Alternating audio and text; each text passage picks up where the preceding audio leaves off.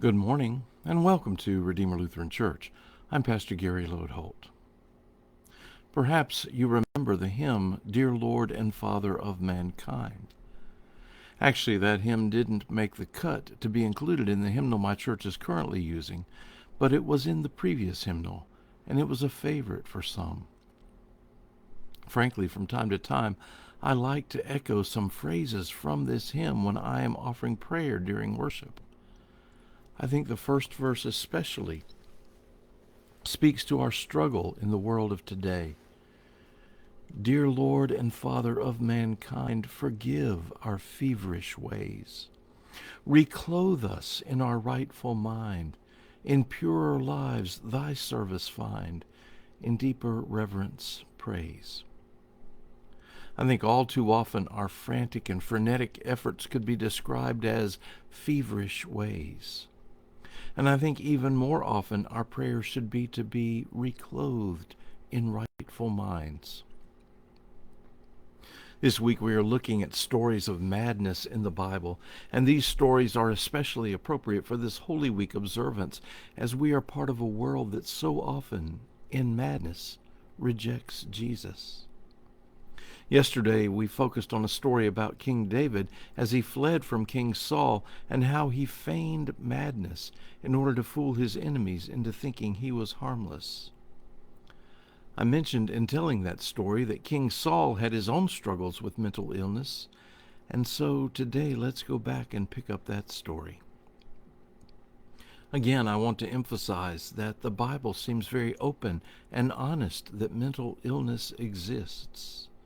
It is not something to joke about, and instead is something that calls for compassion, understanding, and care.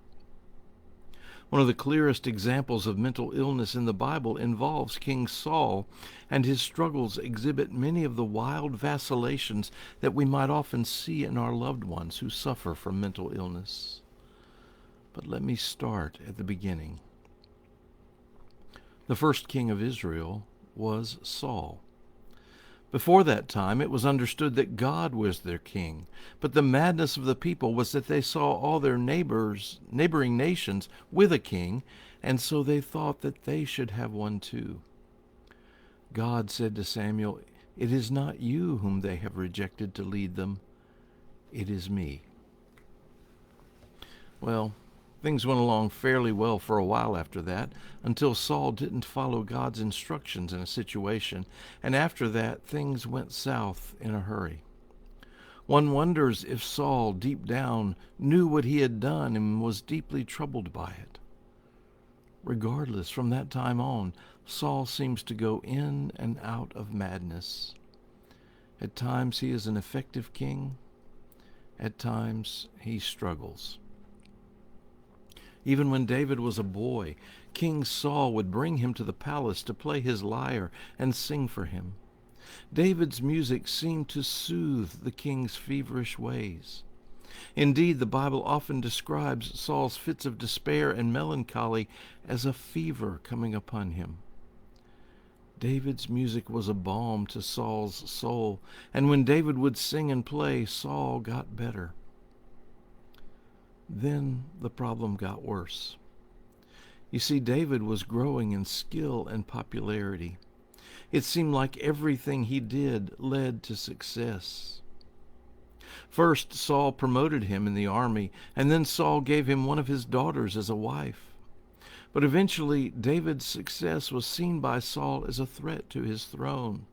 So Saul begins to vacillate between love and welcome for David one minute, and blind rage the next. One famous story is found in 1 Samuel 18. The army came back from one of its successful battles against the Philistines, and here's what the Bible says. The women came out of all the towns of Israel, singing and dancing to meet King Saul with tambourines, with songs of joy, and with musical instruments.